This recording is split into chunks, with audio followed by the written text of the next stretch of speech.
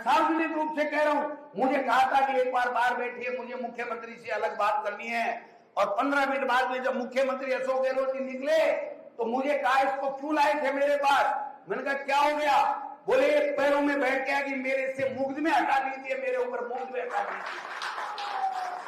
और वो आदमी जो अशोक गहलोत के पैरों में पढ़ करके रोने लग गया था कि मेरे से मुकदमे हटा लो, वो आदमी आज हम पे अंगुलियां उठा रहा है।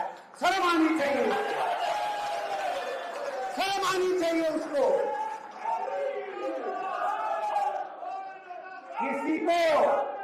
किसी को इतना मत छेड़ो कि तुम्हारा बुलावा खराब हो जाए, इतना मत छेड़ो।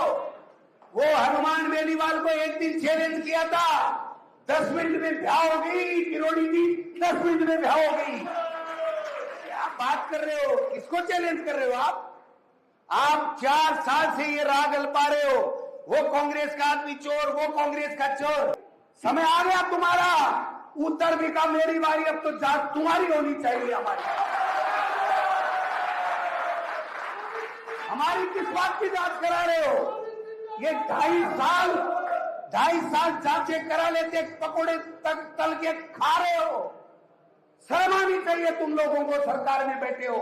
और थोड़ी बहुत भी नैतिकता है ना तो किरोड़ी लाल जी क्यों इस्तीफा करो, दोनों सरकार से हाथ पता लग जाएगा आपका भी। ऐसे नहीं होता, किसी के बच्चों पे हाथ डाल दो, किसी के बच्चों को बदनाम कर दो और कहता मेरे को 3 दिन से नींद नहीं आ रही है।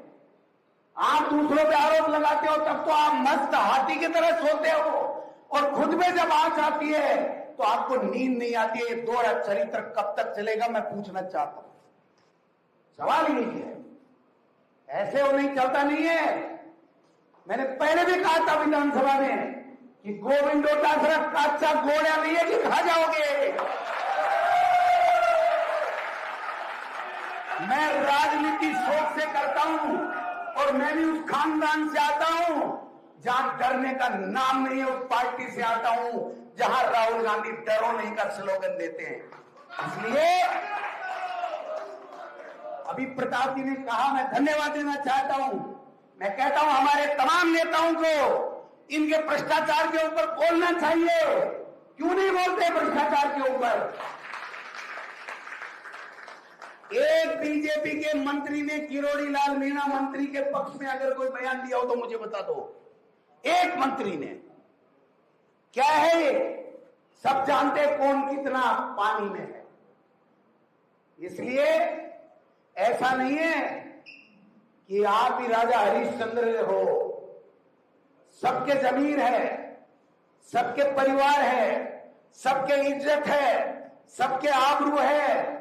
अगर दूसरे के ऊपर आप नाजायज झूठे लांछन लगाओगे तो खुद के ऊपर लगे हुए सच्चे आरोपों का जवाब भी आपको जनता के साथ देना पड़ेगा। मैं मुख्यमंत्री जी से इस मंच से आग्रह करना चाहता हूं कि जो किरोड़ी जी ने आरोप लगाए हैं मेरे ऊपर, मेरे परिवार पे, मेरे संबंधियों में, आपको पूरा अधिकार है उसकी जांच आप करा लीजिए। लेकिन इस बीज और खाद के घोटाले में ये पैसा कहां से उठा, कहां तक गया और किस किस को बटा, ये भी जांच मुख्यमंत्री जी, नैतिकता थोड़ी बहुत है तो करा लीजिए। कराओ जांच, हो जाएगा दूध का दूध, पानी का पानी। और सुनना किरोड़ी जी, आप तो कुछ टाइम तक किस पार्टी में रहोगे, कहां रहोगे मुझे पता नहीं है।